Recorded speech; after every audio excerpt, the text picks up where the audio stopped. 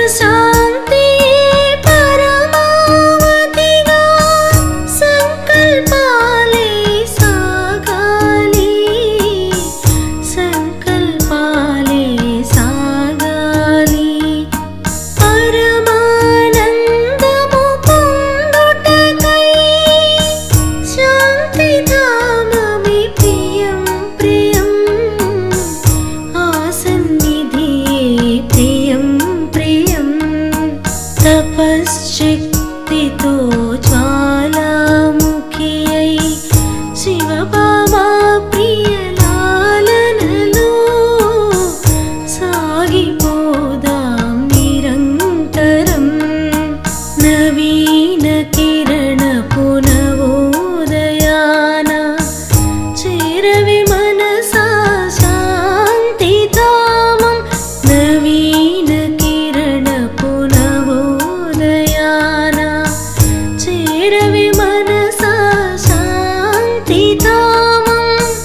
అదిగో బాబా మధుర స్వరం అలా సాగిపో క్షణం క్షణం. చేరవి మనసా శాంతిధామం.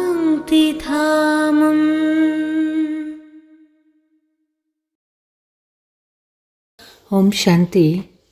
మధురమైన పిల్లలు, ఈ చదువు మనుషుల నుండి దేవతలుగా అయ్యేందుకు చదువుకునే చదువు. ఈ చదువులో కొద్దిగా కూడా పొరపాటు చేయకూడదు. కేవలం తింటూ పడుకుంటూ చదువుకోకుండా ఉంటే ఎంతగానో పశ్చాత్తాపపడతారు. ఏ విషయంలో బ్రహ్మ బాబాని అనుసరించినట్లయితే ఉన్నతి జరుగుతుంది. ఏ విధంగా బ్రహ్మ బాబా తన సర్వస్వాన్ని ఆహుతి చేసేశారో, అంటే సర్వస్వాన్ని సమర్పణ చేసేశారో, అలా బాబాను అనుసరించండి. బాబా ద్వారా రచించబడిన ఈ రుద్ర జ్ఞాన యజ్ఞములో తమ ఆహుతి ఇవ్వడం అంటే బాబాకు సహయోగి అవ్వడమే ఉన్నతికి సాధనము. కానీ నేను ఇంతగా సహాయం చేశాను, ఇంత ఇచ్చాను ఆలోచన ఎప్పుడూ కూడా కలగకూడదు. బాబా దాత, వారి నుండి మీరు తీసుకుంటారే కానీ ఇవ్వరు. పాట: నీవు నిద్రిస్తూ రాత్రినే పోగొట్టుకున్నావు. పిల్లలు పాట విన్నారు. దీనిపై కూడా పిల్లలకు అర్థం చేయించాలి. పిల్లలతో నేను మాట్లాడతాను అని బాబా అంటారు. ఇంకెవరూ ఇలా అనరు. సాధు సన్యాసీలు మహాత్ములు ఎంతోమంది ఉన్నారు. వీరిలో శక్తి ఉంది అని కొందరు అంటారు. వీరు అందరికీ తండ్రి. వీరు కూర్చొని అర్థం చేయిస్తారు. కేవలం తింటూ తాగుతూ నిద్రించే పిల్లలు ఎంతోమంది ఉన్నారు. చాలా సమయం పడుకుంటూనే ఉంటారు. దానివల్ల ఏమవుతుంది? వజ్రతుల్యమైన జన్మను పోగొట్టుకుంటారు. మాయ ఎన్నో పొరపాట్లను చేయిస్తూ ఉంటుంది. మాయ కుంభకర్ణుని నిద్రలో నిద్రింపచేస్తుంది. ఇప్పుడు మేల్కొల్పేవారు వచ్చారు. అజ్ఞాన నిద్ర నుండి మేల్కొనండి. మొత్తం సృష్టి, అందులోనే విశేషంగా భారతదేశంలో అంతా అజ్ఞానమే అజ్ఞానమున్నది. పొరపాట్లు చేస్తే ఎంతగానో పశ్చాత్తాపడతారు. తర్వాత ఎంత పశ్చాత్తాపడినా లాభం లేదు అని బాబా అంటారు. ఇక్కడ ఇది మనుషుల నుండి దేవతలుగా అయ్యేందుకు చదువుకునే చదువు. ఈ విధంగా ఇంకెవ్వరూ చెప్పలేరు. ఇక్కడ కూడా అదే జ్ఞానము అని అనడం కాదు. అసలు ఈ చదువంతా కొత్తదే. ఆది సనాతన దేవీ దేవత ధర్మస్థాపన జరుగుతుంది. ఇక్కడ దేవి అని కూడా ఎంతోమందిని అంటారు. స్త్రీలు దేవి అయితే పురుషులు దేవతలు అవుతారు కదా. కానీ మనం సత్యయుగంలో దేవీ దేవతా పదవిని పొందేందుకు పురుషార్థం చేస్తూ ఉన్నాం. దానిని కూడా తప్పకుండా సత్యయుగ స్థాపనను చేసేవారే ప్రాప్తింపచేస్తారు కదా. ఈ విషయం అన్ని సత్సంగాలకు అతీతమైనటువంటిది. ఎప్పుడైతే ఈశ్వరుడు సర్వవ్యాపి అని అంటారో మరియు అనేక అవతారాలను గూర్చి చెప్తారో వాళ్ళని ఇలా అడగండి, మరి ఈశ్వరుడు సర్వవ్యాపి అయినట్లయితే ఇన్ని అవతారాలు అని చెప్పేవారు కూడా తప్పకుండా ఈశ్వరుడు సర్వవ్యాపి అవతారమే అని కూడా అంటారు కదా. అచ్చా, మరి రచన ఆది మధ్యాంత రహస్యాలను చెప్పండి అని అడగండి. అప్పుడు వారు ఏమీ చెప్పలేరు. రకరకాల వారు ఉంటారు. రిద్ధి సిద్ధి చేసేవారు కూడా ఉంటారు. కొత్త ఆత్మ వస్తే తాను కూడా తన శక్తిని చూపిస్తుంది. ధర్మస్థాపన చేసేందుకు కొత్త ఆత్మ ప్రవేశిస్తుంది. దానితో తన పేరు ప్రఖ్యాతమైపోతుంది. ఇక్కడ శక్తి విషయం ఏదీనూ లేదు. శివబాబా, మేము మీ నుండి స్వర్గ వారసత్వాన్ని తీసుకునేందుకు వచ్చాము అని మీరు అంటారు. దీనినే ఈశ్వరీయ జ్ఞాన జనం సిద్ధ అధికారము అని అంటారు. మీరు ఈశ్వరీయ సంతానము. ఏ సాధువులు సన్యాసీలు మహాత్ములు మేం బాప్దాదాల పిల్లలము అని అనరు. ఇప్పుడు మనం స్వర్గ వారసత్వాన్ని తీసుకుంటాము అని మీకు తెలుసు. పూర్తి వారసత్వాన్ని తీసుకోవాలంటే బాబా స్మృతిలో ఉండండి అని బాబా అంటారు. బాబా ఇక్కడ చదివిస్తారు. రాజ్యస్థాపన జరిగినట్లయితే ఈ చదువు మరియు చదివించే తండ్రి గుప్తమైపోతారు. ఈ బ్రాహ్మణ కులం ఇప్పుడే ఉంది. మేము బ్రహ్మ పిల్లలము అని అంటారు. బ్రహ్మ ఎప్పుడు వచ్చారు? బ్రహ్మ అయితే సంగమయుగంలోనే వస్తారు కదా. ప్రజాపిత బ్రహ్మ ఏ బ్రాహ్మణులనైతే రచిస్తారో వారు దేవీ దేవతలుగా అయిపోతారు. మళ్ళీ బ్రాహ్మణులను రచించరు. మళ్ళీ మనం దేవతా కులంలోకి వెళ్ళిపోతాము. మళ్ళీ కర్మకాండ కొరకు పూజారి బ్రాహ్మణులు ఎవరైతే ఉన్నారో వారిని ఋషులు మునులు మొదలైన వారు ప్రారంభించి ఉంటారు. ద్వాపర యుగంలో శివాలయాలు మొదలైన వాటిని నిర్మించి పూజను ప్రారంభించినప్పుడు పూజ్య దేవీ దేవతలు ఎవరైతే ఉన్నారో వారు పూజారులుగా అయిపోతారు. ఆ సమయంలో మందిరాలలో బ్రాహ్మణులు కావాలి. కాబట్టి ఆ సమయంలో పూజ్యుల నుండి పూజారులుగా ఎవరైతే తయారయ్యారో వారిలో బ్రాహ్మణులు కూడా ప్రారంభమయ్యి ఉంటారు. నిజానికి వారిని బ్రాహ్మణులు అని అనరు. మందిరాలలో విగ్రహాల ముందు బ్రాహ్మణులు తప్పకుండా ఉంటారు. కాబట్టి ఆ సమయంలో ఆ బ్రాహ్మణులు కూడా వెలుపడి ఉంటారు. ఇది విస్తారమైన సమాచారము. నిజానికి దీనితో కూడా జ్ఞానానికి సంబంధం లేదు. జ్ఞానం కేవలం మన్మనాభవ అని చెబుతుంది.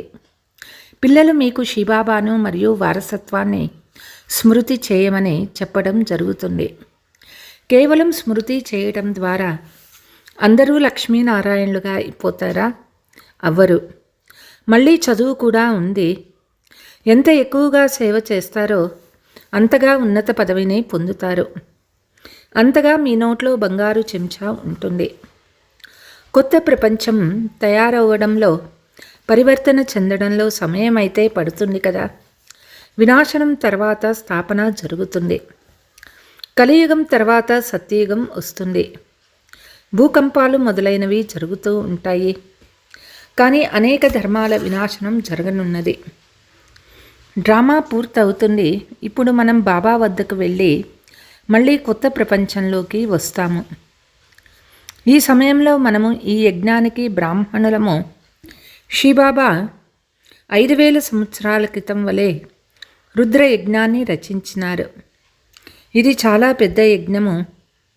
ఈ యజ్ఞాన్ని సత్యమైన బ్రాహ్మణులకు మీరే ప్రారంభిస్తారు.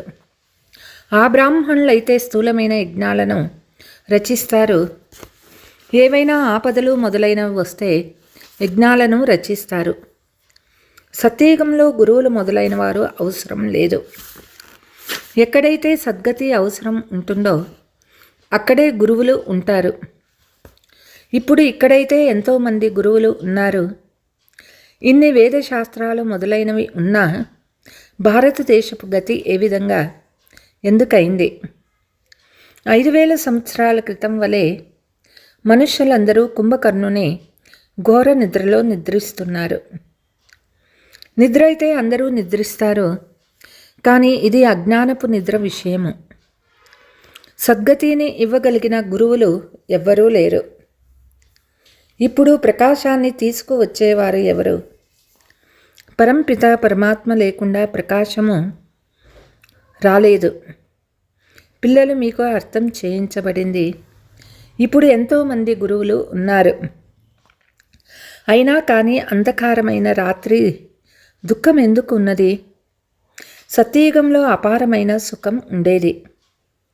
అప్పుడైతే భగవంతుని శ్రీమతం లభిస్తుందో అప్పుడే సుఖం లభించగలదు. రావణుడే భారతదేశాన్ని పతితంగా దుఃఖీగా చేసేశాడు. కామ మహాశత్రువుని జయించండి అని బాబా అంటారు. పవిత్రత ప్రతిజ్ఞను చేయండి. అప్పుడే కొత్త ప్రపంచానికి యజమానులుగా అవుతారు. పవిత్రంగా అవ్వండి అని గురువులు కూడా అనరు. ఇప్పుడు మీరు మిక్కిలి ప్రకాశంలోకి వచ్చారు.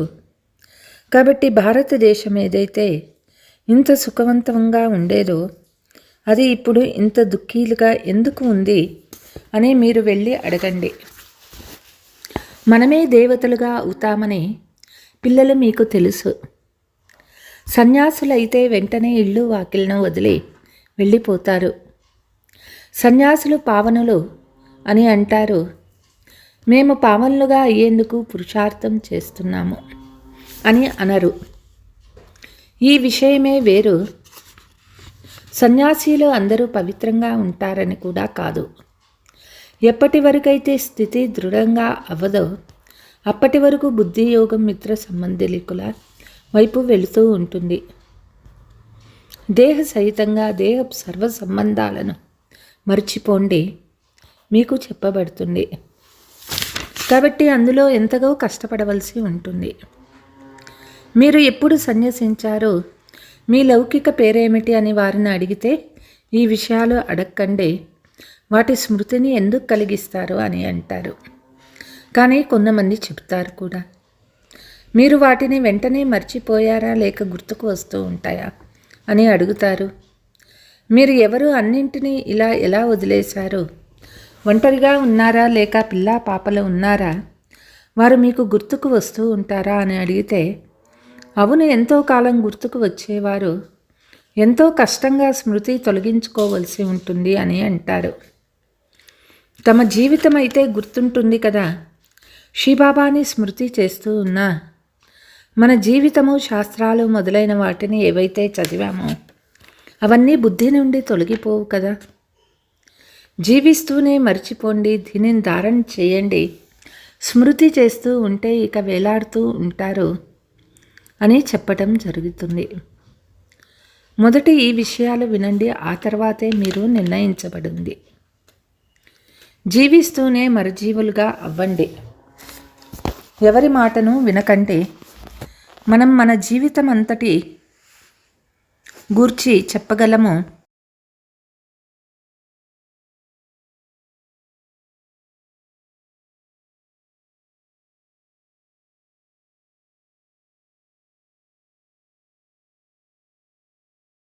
ఈ జీవితం ఇంకా అంతమవ్వనున్నదని మీకు తెలుసు. సెంటర్లు వృద్ధి నందుతూ ఉంటాయి. ఎవరైతే మమ్మా బాబా అని అంటారో వారు బ్రాహ్మణులుగా అయిపోతారు. హే ఆత్మలారా అని ఇప్పుడు బాబా అంటారు. ఆత్మయే మాట్లాడుతుంది. మీరు ఎవరు అని మిమ్మల్ని అడిగితే ఆత్మనైనా నేను చదువుతున్నాను అని మీరు అంటారు.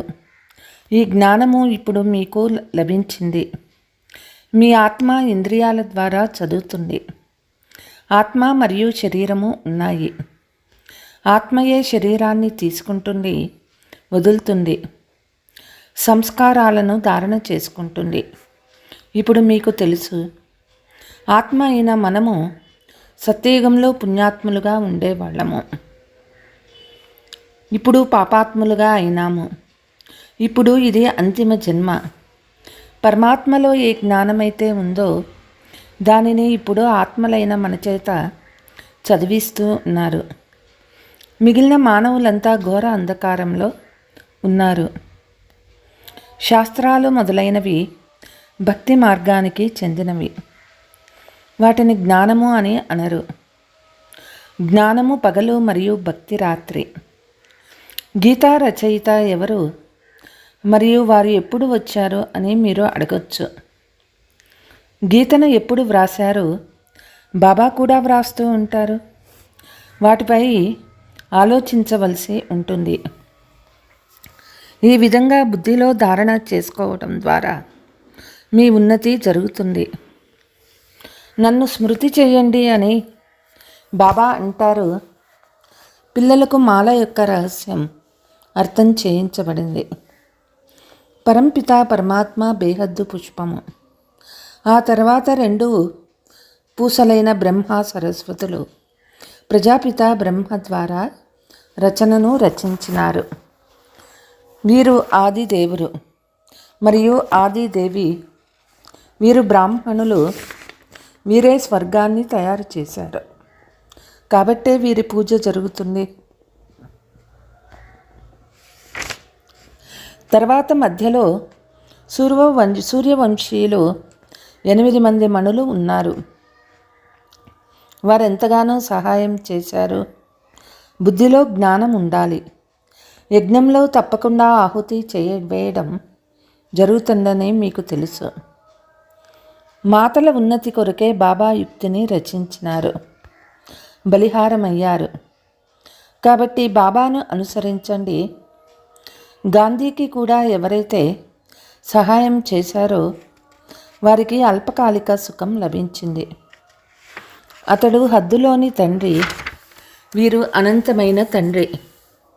ఇక్కడ బాబా సర్వస్వము మాతల చరణాలపై అర్పించినారు. కాబట్టి వాడు మొదటి నెంబర్లోకి వెళ్ళారు. పిల్లలు మీరు పురుషార్థం చేయాలి.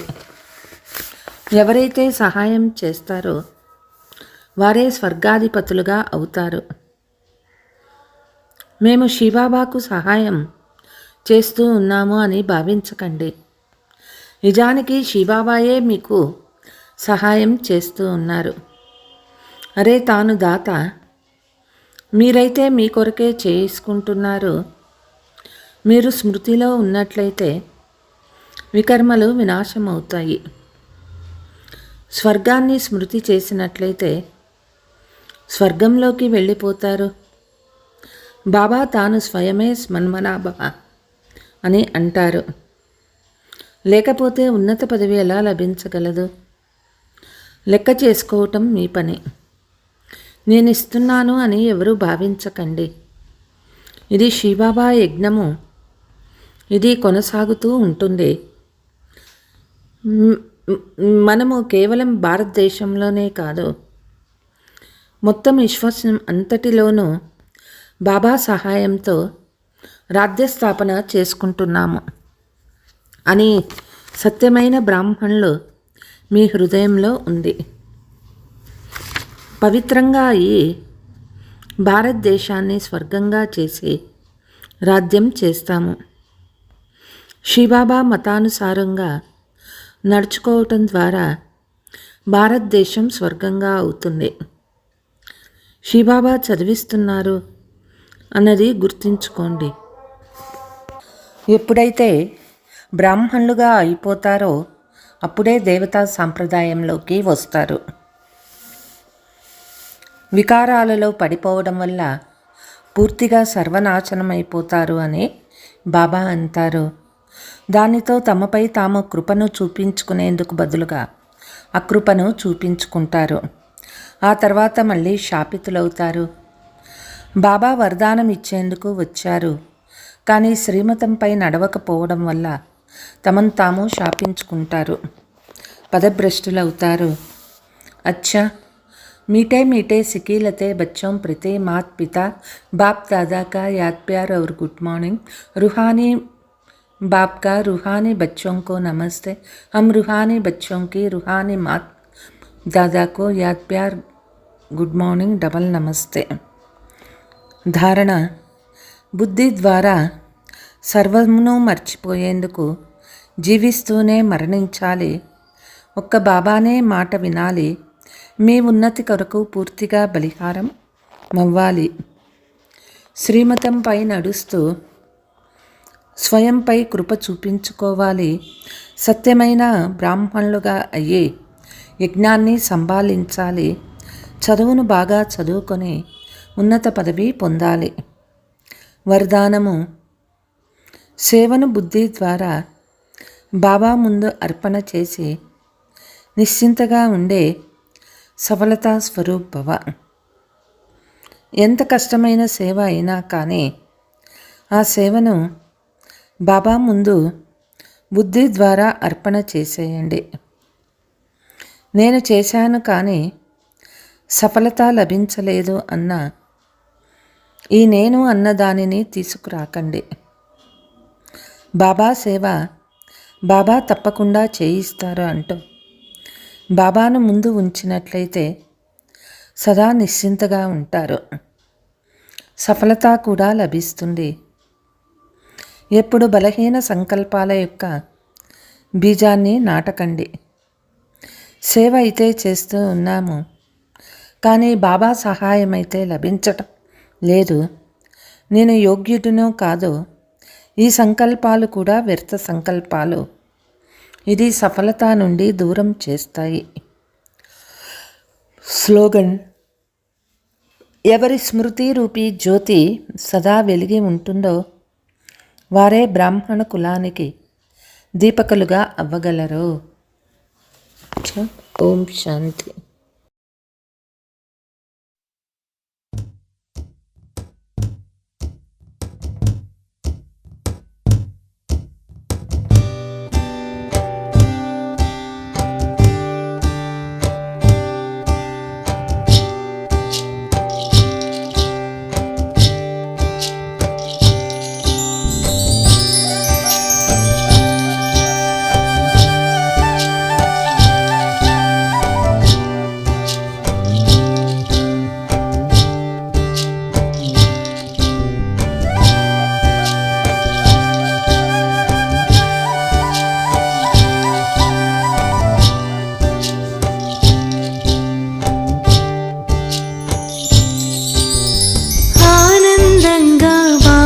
స్మృతిలో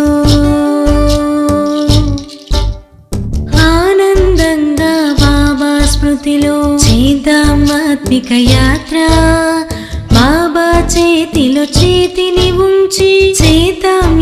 స్మృతి యాత్ర ఆనందంగా బాబా స్మృతిలో చేద్దామాత్మిక యాత్ర బాబా చేతిలో చేతిని ఉంచి చేద్దాం ఈ స్మృతి యాత్ర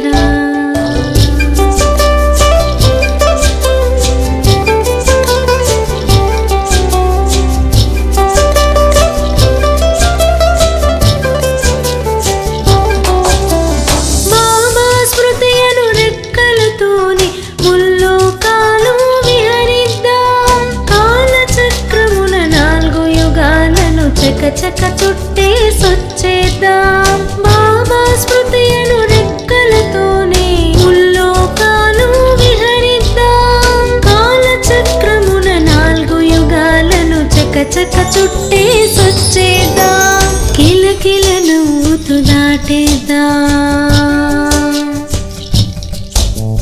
కిలకిల నవ్వుతూ దాటేద్దాం ఈ భవసాగర తీరం చేతిని ఉంచి చేద్దాం ఈ స్మృతి యాత్ర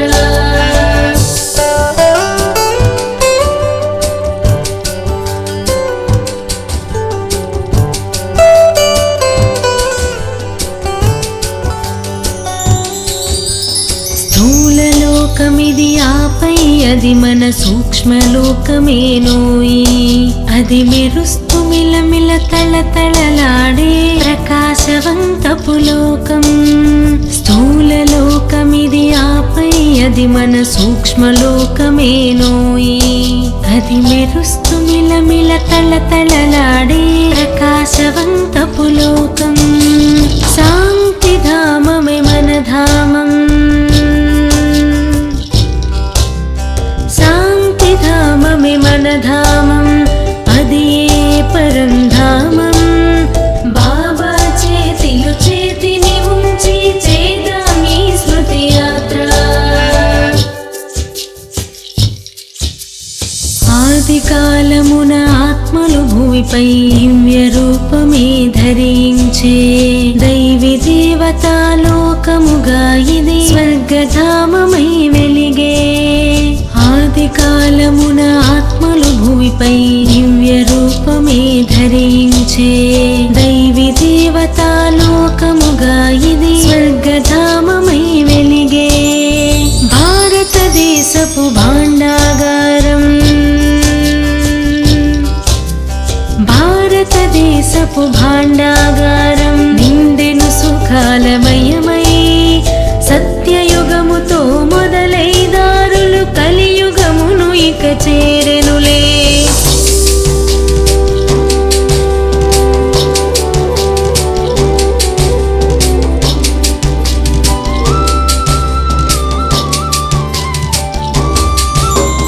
సత్యత్రేత ద్వాపర యుగములు దాటెను కలియుగమే ఇప్పుడు రావణ రాజ్యమే విజృంభించెను మనమిది అంతం చేద్దాము సత్యత్రేత ద్వాపర యుగములు దాటెను కలియుగమే ఇప్పుడు రావణ రాజ్యమే విజృంభించెను మనమిది అంతం చేద్దాము వెళ్దాం తిరిగిక శాంతిధామం వెళ్దాం తిరిగిక శాంతిధామం లేదో ఎంతో సమయం బాబా చేతిలో